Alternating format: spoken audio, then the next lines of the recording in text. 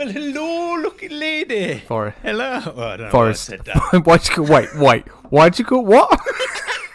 I don't know what the Irish was, and I don't know why I called you a lucky You called lady. me a lucky lady. Tonight, beautiful. That completely You're a lucky threw lady. me. I came in thinking I'm going to do a little bit, but you just okay. Hey, look, you can call me a lady. You can call me whatever you want, my dear friend. Do you know what? I think it's because I'm quite attracted to you tonight because of your hairstyle. It's on fleek, isn't it? Honestly, the little floppy nature of the fringes. That's getting me hot under my white collar, that is, mate. I tell you, it is flopping about like nobody's If you want business. to see a floppy fringe, well, you've got to watch this on YouTube. Let's just get that advert straight Get it out. straight out. Oh. Yeah, well, do you want me to tell you why it's like this? So I'm Absolutely. growing this on the top of my head a little bit longer than usual. Just so I just quite sometimes I think during the autumn I like having floppy hair. Don't know why. Just the thing, isn't it? I suppose. Just something nice about running your hands through your hair. No, do you do that? Yeah. You don't do that, do you? Yeah, well, I can't because my hair is so thick. It's just like an obstacle that can't move, mate. So you know, I don't really have the wonderful straight like. I love how feel to your it at hair all. grows outwards. Yes, I just get it. I just get afro. That's me, mate. Afro, and everywhere as well. let it Beard, go. just out. Just let it go. I mean, have you seen me tonight? But this is as far as it goes, though, isn't it, for you? You're going to probably go to the pubs this weekend, right? Yeah, and just like because otherwise it would just be uncontrollable. It'd be, you'd be. Where do I find Forrest and all that? Like, It's unbelievable. I love it though. I think it's great. It's like you're like a teddy bear. You're like a cute teddy bear. We just want to, Oh. Well, in that case, if that's not driving me, let me keep it. We are flirting today. All right. We are. That's how we're kicking off this episode. You're slurping a brewdog. I am. That's how you're started today. Look at you, punk IPA. There was a cheeky little alcohol-free in the fridge, and it's absolutely ice cold. It is delightful. It's been in that fridge for for ages. It's on my forehead. Oh, that's nice. That's nice. Forrest, before we do anything, I need to tell you something. You do. Do you? do. No. Seriously, dear listener, I do. I got to tell you all this. Forrest, I woke up at 7 o'clock this morning. My kids aren't very well. It's that typical kind of second week into the term where everybody gets ill. When I say everybody, I mean kids. Fresh as flu. It's kind of that. It is. But anyway, they've all got like chest infections. We're not sleeping very well. Neither of us are. I woke up about 7 o'clock today, which is kind of normal anyway for any parent. But I got downstairs. I got on my phone, and for some reason, my phone told me. My phone told me to order a Spider-Man limited edition PS5 console with the game. Oh my god! Because you sent me a message this morning to say that, and I misread it because I forgot you own a PS4 at the moment. Yeah, I'm only a PS4 player right now. And your PS4, and so I misread it because I thought you just meant a skin for your PS5, forgetting you don't currently have a PS5. No. So I was like, oh, brilliant, fantastic. And then I was like, oh shit, you've gone like full out. Yeah. And what you haven't said is you know, Rach is unaware of this. She's gonna find out via this podcast. That's why I had to say it She fairly still doesn't know. quietly. No. So this is my confession. This is my confession. I know Rach. Rach is, she is an accepting person, quite tolerant person. She is. But I can only assume that's going to go down like shitting in the door. You're going to have to come back next week, dear listener, to find out how it goes. I might not have a PS5 or a PS4 or a house to live in. what was the cost? Was it on sale or? Nope. Ooh, Nope. God. And it's a brand new game, brand new skin, Controller. and fairly new. Oh shit, the Controller's got a skin as mate. well. Yeah. I mean, it is great. It is really cool. Are you just gonna, like, when it arrives, you're gonna pretend a friend's got it? Yeah, I don't. You're just gonna be like, I can't do my that. God, No, what? I can't. Who's gifted me? I would say it's you. He's all right. Yeah, Forrest just got, he thought we're doing really well at the moment. We've earned absolutely nothing from the podcast, but he's looking at it long term, and he's thought, right, let's start gaming, let's go harder or go home. Oh, hello. Oh, Matt, don't scare me. Hello, Matthew. Oh no. Hello, Matt. Earth to Matthew. Oh, he's gone. He's gone. Maybe Rach has already found out. I reckon Rach has found out, pulled his internet, and that's it. That's the last we've ever heard from Matt. He's returning. Hello. For God's sake. Hello, mate. It literally, the internet just done that glitch where it just bleeps itself off and comes back on. I was just, I was saying to everybody that actually, did Rach come into the room, hear what you had to say, tore you a new one, and just ripped off the internet? I should have come back on like, oh my God, guys, I gotta go. Oh no! I'm Peggy. And now Peggy's in it. Peggy, no! Please don't do what you've done before. That's good. Good thought. Yeah, come off the table. Off the table. There we go. Anyway, we have spent 7 minutes not talking about the thing we have come here to talk about in this episode. And it's one particular episode that I've been looking forward to for a very long time. I do feel like I've said that a lot over the last few weeks, but we've had some really great movies and TV shows.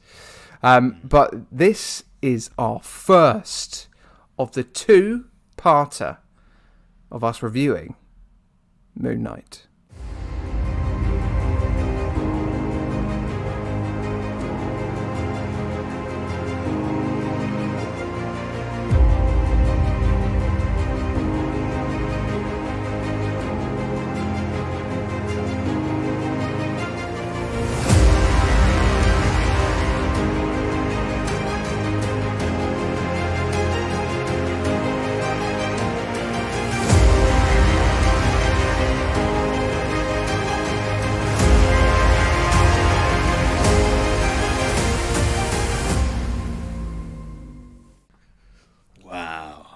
And that is the first ever time, once this goes live on YouTube, that you'll actually see us during that intro.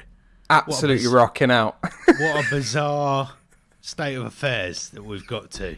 After I felt like we were just eyeballing each other during that bit. Yeah, a bit too much, mate. I quite felt, intense. That was stuff. It was very, extremely intense. But yes, Moon Knight, we're here. Moon Knight. So this means we are now in 2022's MCU film and TV. God, that's mad. That's mad. We are, March 22. So we're nearly at the point where this podcast first was released. Very close. So we're massively caught up in near about a year and a half. It'll come up to a year and a half in a couple of months, a few months. It's mad to think that we've got through so much content, but like I was actually thinking about all the other legacy characters, the DC Elseworlds, all that kind of stuff that we've still yet to have to review. So I'm actually quite looking forward to when we do catch up and what this podcast will be in format, what we'll be able to do. There's going to be all kinds of things we'll be able to kind of like shake up. But like talking about Moon Knight. This is a series that when I watched it the first time, so this is the second viewing for me, I loved. I absolutely adored it the first time round. And if we go straight into overview thoughts, we are going to be reviewing episode 1 to 3 in this episode. And then next week, we're going to be talking about episode 4 to 6. This is how we do it with our Disney MCU TV series. So we're going to do it with Moon Knight as well. There's only 6 episodes. And in terms of length, they're kind of like feature, aren't they? Well, when I say feature for TV shows. Yeah, reasonably long.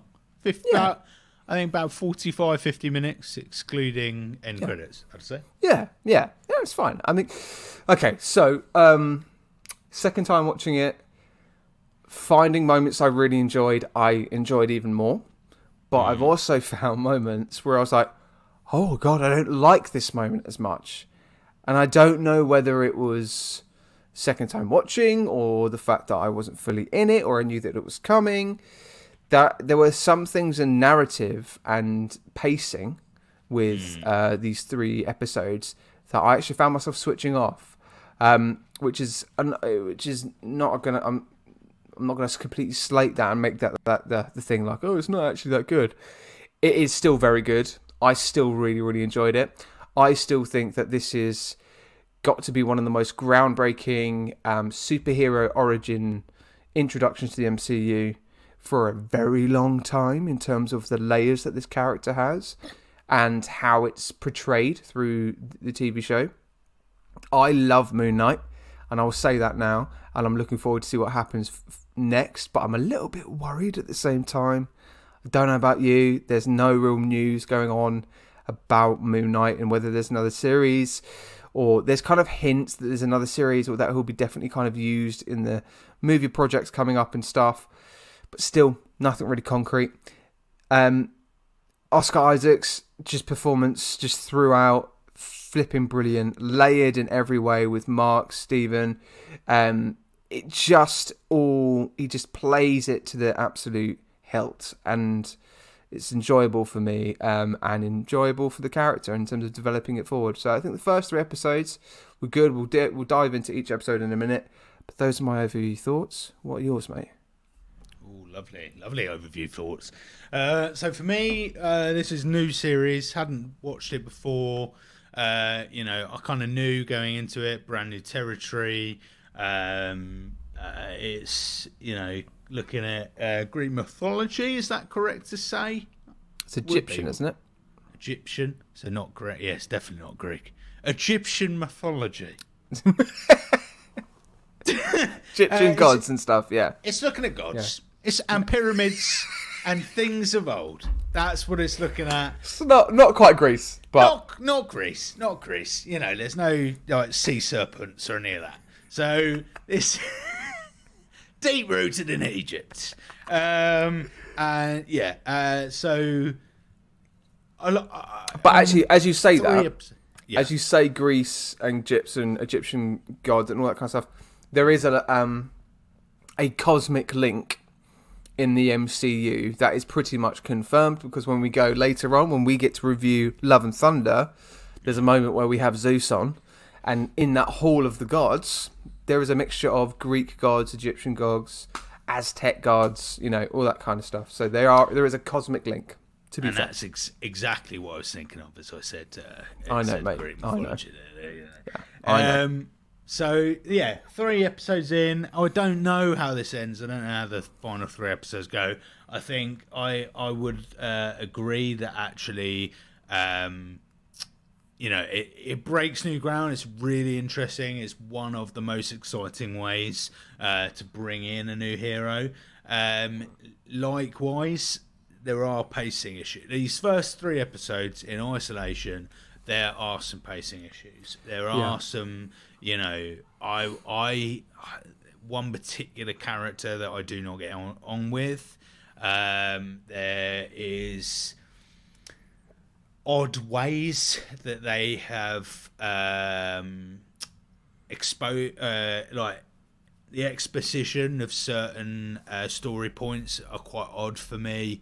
But I overall really enjoyed it. Lots to talk. I've been really interested to start talking about this, just purely because actually I think there's quite a lot to talk about.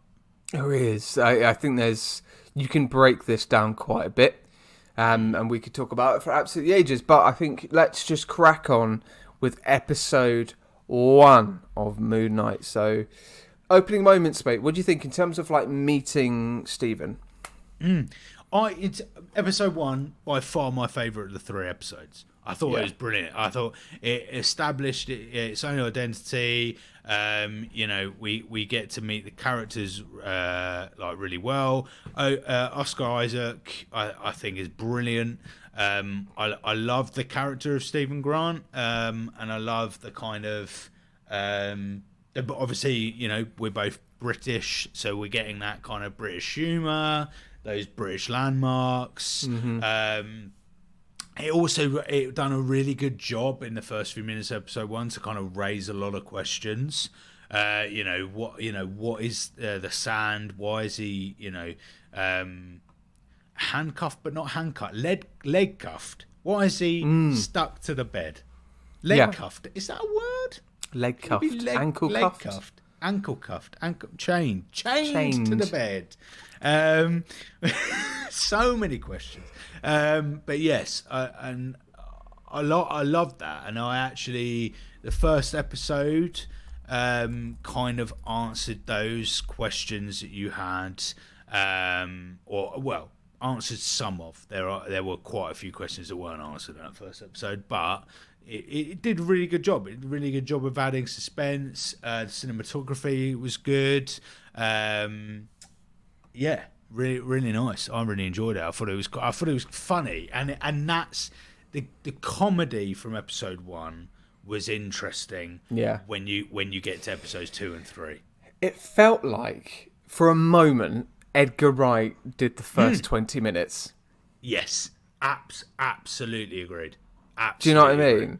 In terms of the way that the lines were delivered, the comedy, the quickness of the shots, the way that there were some extreme close-ups. They were on a kind of like slight hill, stuff like there were Edgar Wright-isms in this episode, and maybe that's what we enjoyed so much. And again, when Oscar Isaac isn't a British actor, so in terms of his accent, I think it's pretty good actually, and I think he does a pretty good job on the whole. But there were it's the God, what's the song? It's called "A Man Without Love," by and get this name, Engelbert Humperdinck. Didn't he do Eurovision one year? Engelbert Humperdinck. I think he did Eurovision. So. Yeah. Honestly, great, that is your mastermind thing. Is then Eurovision? Yeah. Your Eurovision, don't you? I've heard the word Engelbert, and I've gone straight into Eurovision. Bish bash bosh, straight done. But yes, it's a good song, right? I like it. Oh, it's a fantastic song. What a song! I think so. What's nice in this is that we don't meet him at a place where he's first discovering he's having these kind of out of body visions, or he feels like he's blacking out and becoming somebody else.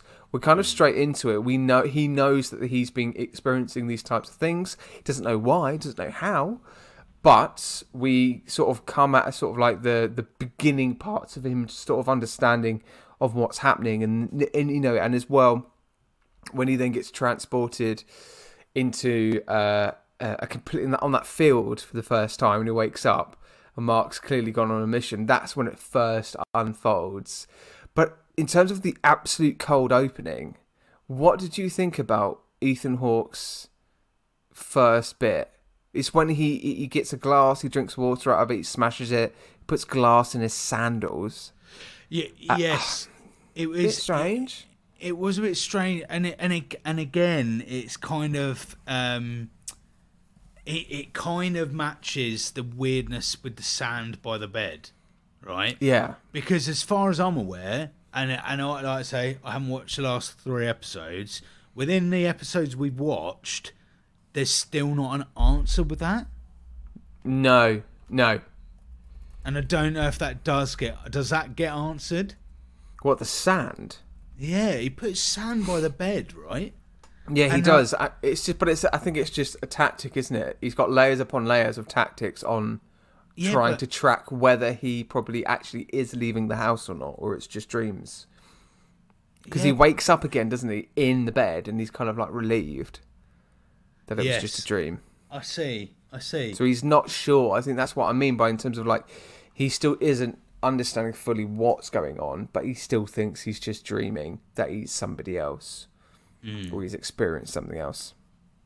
Yes. Yeah, I think maybe it required, for me, if this was truly Edgar Wright, it would have almost been like, I don't know, we would have seen the first night of it, or we would have Yeah, seen a montage of dreams that has led him to this moment.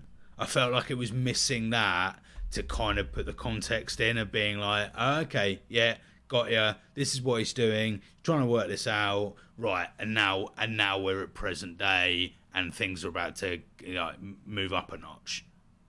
Do you yeah, know what I mean? yeah, I feel like it missed that for me. It was like, here's a lot of things to try and decode, which is great, but for me it was almost too. I just wanted like a 5 years earlier segment at some point that kind of went, this was the first time this happened, because he would, he doesn't know what's going on. So yeah. when his body was first used as an avatar, then he wouldn't have known that, right? Yeah. So why not I show? I was thinking when in the first episode, and I was like, why isn't Layla introduced earlier? Because he doesn't have like a sidekick or like somebody to work off of in his scenes. It's just him, and actually, you can tell that it was deliberately done, because in terms of the fact that he calls his mum and all that kind of stuff, he seeks solace in a statue outdoor art person, Oh the man in gold. I think that those moments are really, really great. And also that, he's confused that he's been offered a date by this girl who knows nothing of, who he works with. He's got no friends. Even the security guard doesn't know his name properly. So there's this kind of real isolation that Stephen Grant has, and you immediately empathize with him. Immediately. And you immediately kind of go, oh God, bless his heart. This is what it's like. And this is the thing. I know where this is going, and you don't. So I don't want to ruin anything here. But now, knowing where his character goes, and knowing the reveals we get later in the episodes, I can really see the detail in what's happening, and the isolation is more apparent for me in that character second time round. And I think that's a good testament to kind of how the direction was with that moment in this particularly in the first episode, and as well, Oscar Isaac's performance in that. But yeah, he's got nobody to kind of work off of, so it's us just following his story, his moment there, which I really like, and I feel the kind of average guy life, right? I really enjoy that, and that's what brings the Edgar Wright out. I think, when you look at Shaun of the Dead, you're looking at Hoffa. These are just real people and real lives, and the kind of mundane lives, and then something extraordinary happening in that person's mundane life, and what I think, after the 3 episodes, I think the grandness of it all loses that appeal of the first episode, and I think I get you. it goes too big so quickly that it loses that essence of the first episode, which I really enjoyed, and I thought that was going to continue perpetually alongside whatever the main, Moon Knight-esque was going to be. Yeah. It was kind of, I suppose, in a way, I felt it was going to be a show a bit like Dexter, and it wasn't. So it was going to be like, this is the guy by day, and then at night, Moon Knight mental things happen, or like, we meet Mark at night. But it wasn't. Mark just takes over, and I don't know. It felt like 2 different shows, and actually, I think I would have preferred the first one. Yeah, I get you on that. I think I started getting, and this is the difference between the first time watching it, second time watching it, I started getting a little bit annoyed how quickly we kept going between Mark and Stephen in the first. Those kind of he's blacking out, next moment it jumps, and then, as these episodes go along, the kind of fleeting between, and then Mark taking over, it's kind of like, whose story, because it is effectively two separate characters that we're seeing. So whose story are we following, Yeah, and investing in? Yeah, exactly that. And it's like, and also, I think it's a weird one because at every stage I was like, oh, okay, that's the direction they've gone. Which ordinarily I would really enjoy something that's got like, oh, okay, this is a surprise angle, this is a surprise angle. But I think a lot of the times where there was a surprise angle, I was disappointed with the direction they went. So for instance, that first episode, we get Stephen is blacks out, and then we jump to the next Stephen moment, right? And the the bit of humour is about suddenly he's dripping in blood, and there's been a thing, and right, and I really enjoyed that, and I thought, okay, what would be really cool now would be for episode 2 to cover the moments that we didn't see.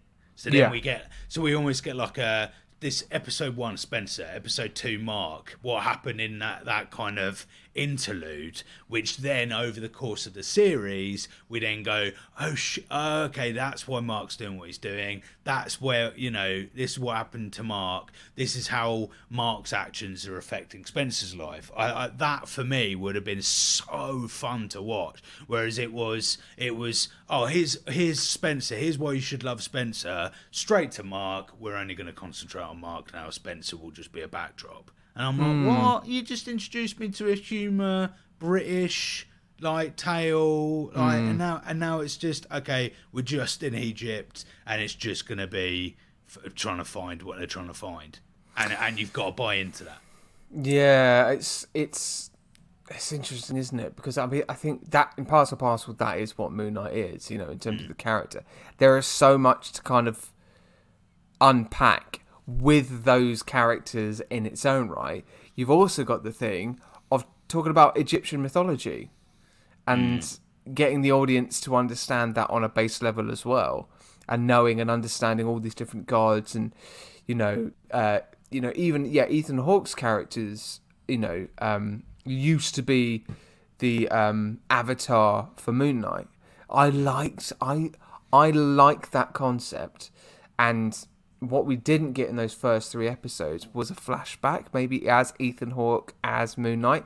That's what I would have liked to have seen as a cold opening. Is either him as Moon Knight, departing as Moon Knight, or just being introduced to Moon Knight immediately. Maybe by somebody else. We do at the end. That? No, but at the start, I thought, because we see Hawke, and then we see the suit in the middle of a pyramid. He's like stood up, like, and you just see his back. And I thought that was him in the Moon Knight in the costume. No, that's just him walking, isn't it?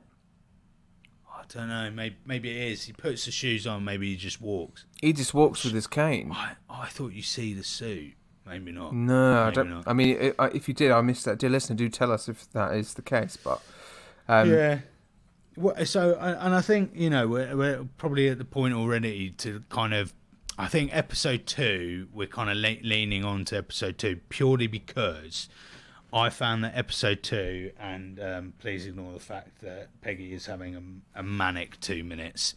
I don't know whether she's just gone for a poo and now she's got the zoomies. I don't know what's happening here, but she's absolutely jumping around like there's no tomorrow. So ignore that. It's madness. Starts looking at the roof and then starts jumping up on doors. It's bizarre. Oh my god! It's like parkour, Matt. But yeah, it's anyway. Sidetrack massively. But yeah, episode 2 for me is so much waffle, and it's not filler because it's telling you what you need to know. But fucking hell, it happens in the most driest way they could possibly have done it. Harrow, and I think at the time is it Harrow and Stephen, or is Mark taken over? I think it's Stephen, isn't it? He's explaining. Yeah, it is. Yeah. it's so dry. The conversations are so dry, and that's where you could have done with a flashback to be like, this is the story, this is like a bit more action to it. Like, who is Khonshu? Have I said that correctly? Probably not. Khonshu, you did. Khonshu, oh, fantastic, thank you. Here's Khonshu's background. Like, these are massive tales. These are massive characters. Do it visually. Don't put a fucking one-to-one conversation where they talk about this whole history and all of this lore without us being able to actually watch any of it. Bizarre. Absolutely, it's too much talking in episode 2, and maybe they felt like they need to just sort of just give the character development out a little bit more and just sort of like get the narrative driving. But mate, I was just like, I just want to see some more fighting. When they release and reveal Moon Knight in his outfit, it's such a cool outfit, and I've got to say, that's got to be one of the best outfits that I know in MCU kind of comic book history. Like 100%. The way it's put together, the mystique around it. It obviously gives us all. I don't know about anybody else, but dear listener, if you play Assassin's Creed, it gives me Assassin's Creed vibes, which is great for me because I was obsessed with those games when they first came out, just with the hood. But like, it's just so ominous. It's the fact that it's just, this all white outfit that's kind of mummified in a way when it goes on as well. The way that the suit goes on, it's just brilliant. And I wanted to see more of that. More moments of him just kicking ass. We do get it late, kind of midway through, when he has kind of like this outdoor sort of street fight scene where he's fighting the running scary dogs. Can't remember what they're called now. And Lada's there, sort of like talking him through it and all that kind of stuff. And then he and Steven finds his own suit when he dons. He got his own little smart version of Moon Knight, and I was like, brilliant. Because I was really interested when I first watched this. I was like, how are they gonna? We've got different outfits. Are they different people? Are they different superheroes? They are different. Alter egos of Moon Knight, which I think is brilliant. This kind of like smarter version. And again, that outfit's just absolutely brilliant. I'm really hoping, mate, at MCM Comic Con we're going to see a few Moon Knights, because you can bet your bottom dollar I'm getting some photos with them, because that is top of my list. Yeah, 100% agree. It's such a clean outfit. It just looks nice. Clean. Like, it's not like that. It's not an Iron Man with loads of different embezzle bits and different colour. It's just clean, precise, just lovely, really nice. There's Easter eggs throughout this whole series, but there is one in particular in the storage unit scene in episode 2. There's a QR code in the storage unit, and if you pause the frame and scan the QR code, they are all links to a comic book. Did you know that? No. Yeah, you should do it. So for next week, try and find those QR codes in each episode, and then you scan it, and then it leads you to a comic book. But the reason why I'm saying this one, because episode 2 is actually a comic book that then goes to Werewolf by Night. Yeah, which is what we need to review, which is also, I don't know if you've noticed, coming out in colour later next month. Can't wait. Which Absolute I think, buzzing. When we get to it, do we watch it in colour or black and white, or do we do both? Ooh. Do you know what I mean? Maybe we review one in colour. I don't know. Yeah. Maybe the first one we do colour and black and white. Yeah. But that's the one MCU project I've never seen. Yeah, me and you both, mate. We're both coming in blind to that. Yeah. But so episode 2 we're kind of on, and as I say, the Harrow, we get introduced Arthur Harrow properly, having seen him in the first episode. We get we see a lot more of Mark, and we also get introduced to Khonshu. I think it's a big episode of kind of meeting several big parts to this series. What's your thoughts on the look of Khonshu? I quite like it. It's gone a bit of a commedia dell'arte Ooh. Italian comedy vibe, you know, because it's that kind of trestle masky. Don't you think? Are you saying Khonshu's funny? Well, who knows, mate? Is that the image of his face? I If wouldn't you say he looks funny. He does act. There are funny moments, to be fair. There are moments where he is quite funny, to be fair. But it does look like a trestle. That looks like Oh, a yeah. master, mate. That looks Yeah. like a comedian, you know, an Italian. But yeah, I don't know because I've got thing is I've got nothing to base it on because I've no never reference. known that character before. Do you know what I mean? It's the elevator scene for me where Khonshu kind of like arrives. It's that kind of classic kind of like horror moment. But like, mate, I'd be shitting a brick if that was me. If Khonshu was coming to me like that, I'd be absolutely fucking running away, mate. Don't be a hero. I'd be running out that window. Yeah. Like, I absolutely love the look of Khonshu. The one gripe that I have with it, it's just just visual effects. I think on the whole, especially in that, if we go back to the first episode during that car chase scene, some of the visual effects of those cars going off the cliffs and all that kind of stuff, the boulders coming down over the cliffs, really bad visual effects, unfinished, unpolished. And I got moments like that with Khonshu where it just felt like I was watching a PS4 scene. But it is voiced by F. Murray Abraham, and I've got to say, his voice is incredible, absolutely brilliant. I really love the voice of Khonshu, and I think episode 3, funnily enough, when Khonshu uses Mark to kind of speak through. Yeah, when all the gods are kind of meeting all the gods up. are around.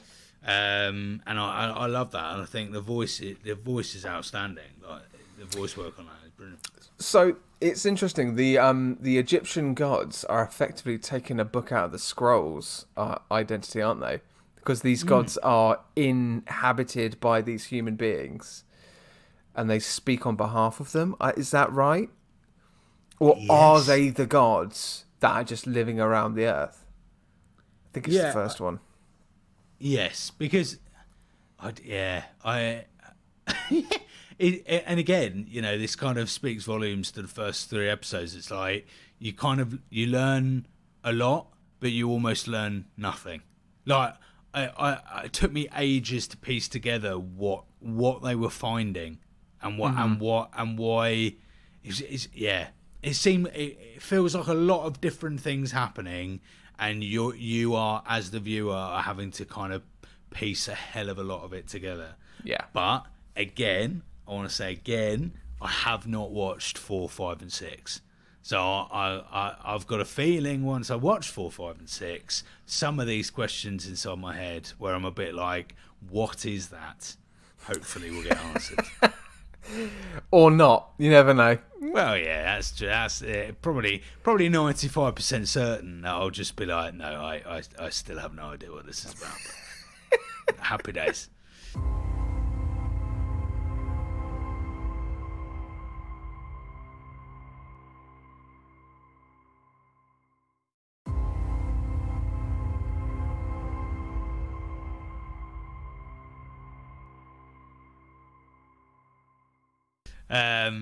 So episode 2, what we meet Layla. We do indeed. We meet Layla, who is Layla, the wife of Mark Spector.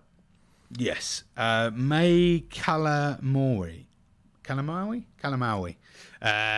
plays Layla, and I immediately want to say that actress, right? So May needs to audition for Tomb Raider. Oh, Could you imagine that actress as Lara Croft? yeah, I can. I think she'd be amazing, mate. I think she's brilliant in this. Layla, the actress is absolutely fantastic, and I wish she was kind of introduced in the first episode because I'd like to learn more. And we do get, I think, there's something I think for her character that happens at the end of this series that I God pray wish that it happened earlier, because it's very cool. But I'll leave that as a little tease for you. But yeah, her performance is great, mate. Great. Is brilliant, and really cool introduction. I like that she, one thing I got from episode 3 is that, and I don't know if I'm reading too much into it, but she was giving Stephen the twinkly little eyeballs. Like, is she falling in love with Stephen, or is it Mark that she's still like? It's like falling in love with somebody completely different. That's interesting. As a concept. Because it's basically like, Mark's the kind of prick that you want to be seen with because he's cool. I'm going out with the guy who's gonna punch you in the face if you dick around. Versus, Stephen, he's such a lovely guy. He comes up with such beautiful jokes, and we have so many interests that we can just spend the night looking at the stars and talking about what those planets are. It's just gorgeous. It's such a sweetheart. I love that. But it's true though, isn't it? But it is true. It's true. I love that, and I really enjoyed that, and there's so many things in these 3 episodes. I'm like, more of that and less of that, and I think we're talking about episode 2, so sort of rolling back a bit. What are your thoughts about Arthur Harrow and Ethan Hawke, who acts that character? Yeah. I really like the concept that he was once the avatar of Moon Knight. I like the concept that he is serving Amit, and he wants to bring justice to the world. Very Thanos-y kind of vibes as well, in terms of like bringing everybody to judgment, and let Amit be the decider of that, serving something else, someone else, holier than thou, kind of all of that concept I like, but it's not new, let's be honest. In the MCU, we've had that a lot. It just falls flat a little bit. He's not maniacal, he's also not completely evil. Like, I think there is also, he genuinely is concerned for Mark, because he's trying to find Mark, not Stephen, but then Stephen gets into the mix of it. He empathizes with him, and he wants to, basically, you can tell, he just honestly wants to warn him, go, look, please don't listen to Khonshu. He will fuck things up for you. And so there's this kind of anti-hero-ness to him, maybe, but it's not really defined, which I think muddies his character a little bit. Yeah, I think I agree with all of that. For me, he didn't stay truly evil enough for long enough.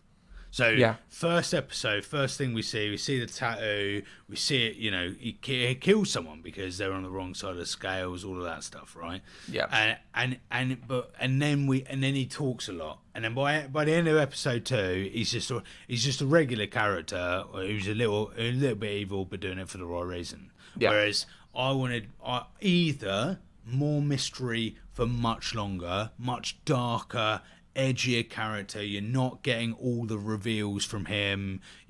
Maybe that second episode needed someone else to speak to Stephen about, like you say, bring Layla in earlier. Layla in earlier, get Layla to do all of the kind of, here's where we're at, here's what's going on. And leave Harrow out of it to make him more of a mysterious character, so that at the end you then go, oh shit, so after all of this, actually he was doing it for the right reasons, or so that it either needed a character like that, or a character who was far more kind of almost Joker-esque. A bit more a bit more fascinating to watch, and a bit more off the rails, right? And a little bit more like, whoa, because he's just too in the middle vanilla for me. It's like, utter chatterbox and a little bit evil, and there's just no edge there. I'm just like, I find him a bit boring to watch. I'm Yeah, going to be I totally think that's a honest. fair comment. It's a fair comment. I think he is a little bit, but I think it's at the detriment of not much clarity in terms of the actual direction of whether it's villain, anti-hero, vigilante, whatever, super villain, whatever it could be. But I do like, again, the mythical gods kind of concept to it. I enjoy. We do get more of that later in the episodes. But again, first time watching, I do remember kind of being like, oh. So I'll be interested to know if my thoughts change.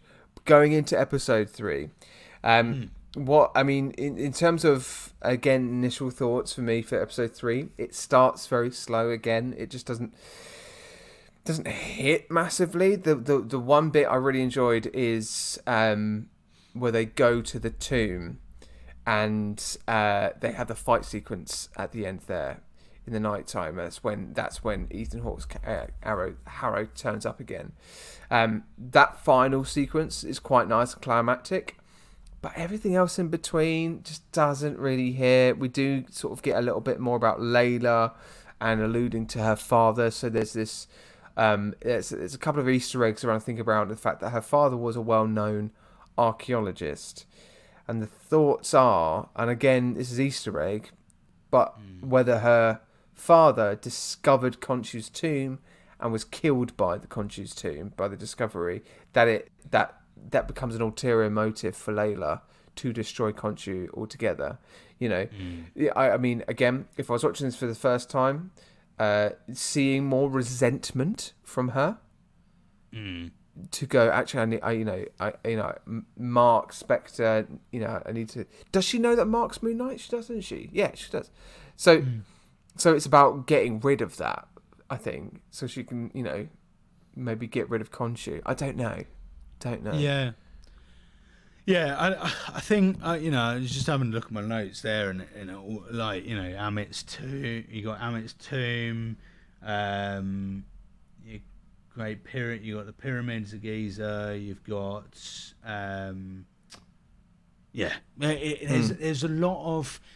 I think the thing with the series so far feels like I actively am having to go online to read up about these things. You are. It doesn't feel like a contain. I'm going to get everything I need from these episodes, and that is where, for me, so far they've gone wrong. I would have preferred a much smaller chunk of a series that covered far less, but covered it in a far more interesting way. I don't know. I just feel like it's almost gone to the audience. Like, if you're either going to really like this because this is the type of thing you're into, or you're really not. Rather than we're going to convince you that mythology and gods and all of this is really interesting to watch, even if it is mildly complicated to understand. There's and again, I don't know whether this is done deliberately or not, but there's so many references. I've just glanced at a bunch of Easter eggs. I want to say, and this is so, I'm looking at the website on BuzzFeed on episode 3 Easter eggs.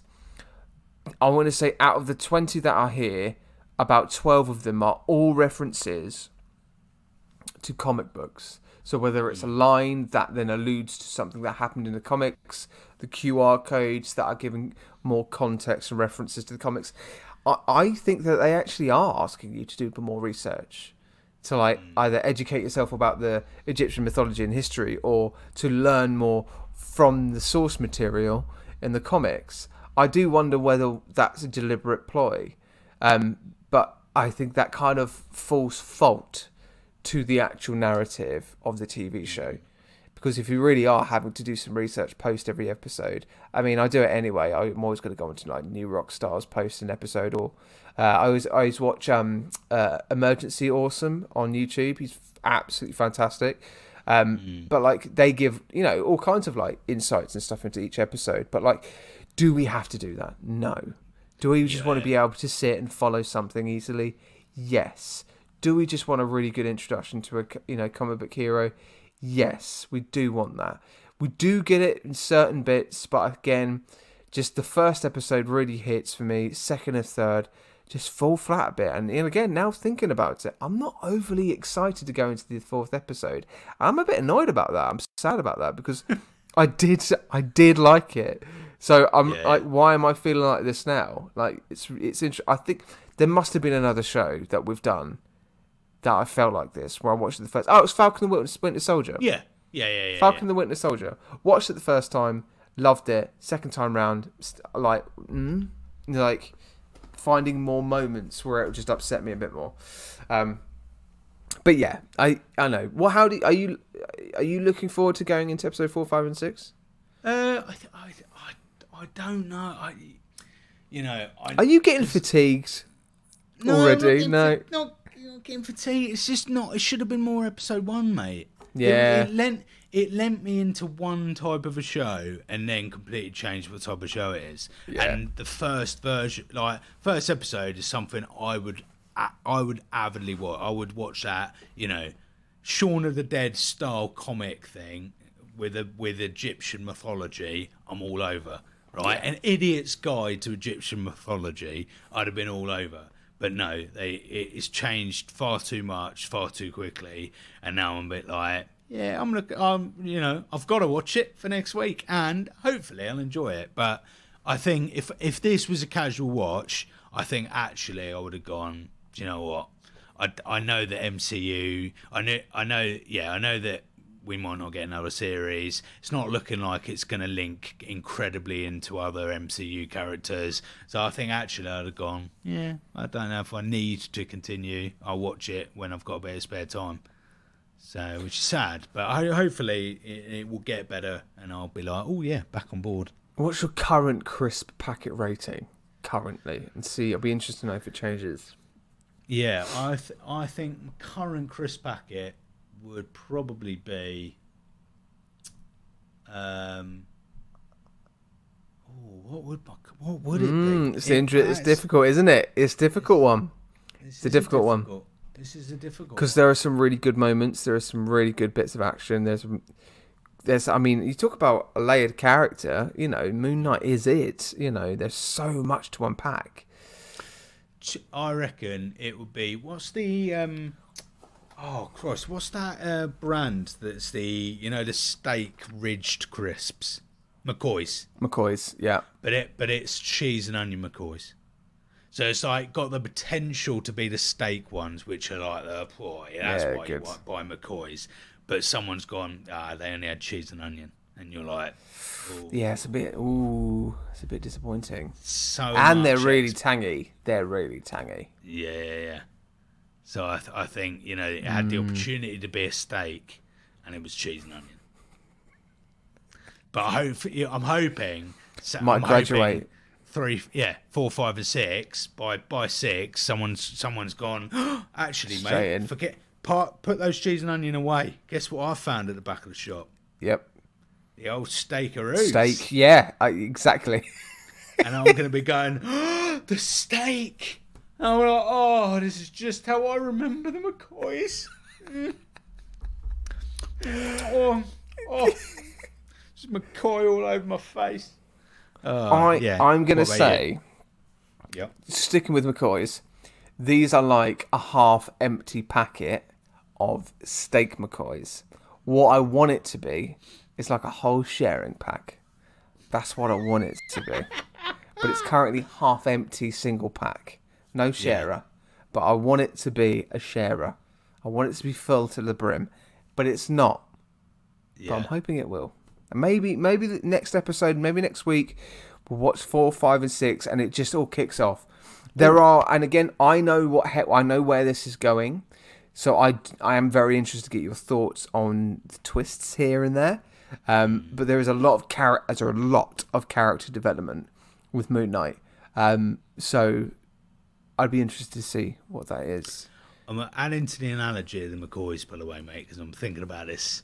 Really carefully here. Yeah, and it's also like, I was saying earlier where, there's surprises in the episodes, but they don't quite go the way you want them to. So it's almost like you've opened that, they've gone, I found you a steak pack. You've gone, oh shit, it's half full. But not only that, you've opened that McCoy pack. They've given you a pack of McCoys with no ridges. Oh my God, no. So you're like, oh my God, that's a surprise. A nasty surprise. No. That's what that, yeah. It's like a Walker's crisp, but in McCoy. And that's offensive. Exactly. Exactly. Where's the taste? Where's the crunch? Where's the crunch? But that is it. That is what the McCoys are all famous for. It's the crunch, right? Yeah. You go in there to get a hefty snack. That's what it is. It's a hefty crisp, right? You could, like, if you tried to break it in your hand, it would, like, embed into your palm. Like, it would say, it's so sharp. Like, it's so hefty. Yeah. Imagine, what a reason for a first aid incident. Get me a plaster. Get me a plaster. I've been McCoyed. I've got me McCoyed. I've got a McCoy in me. Don't be so coy. I've got a McCoy in me.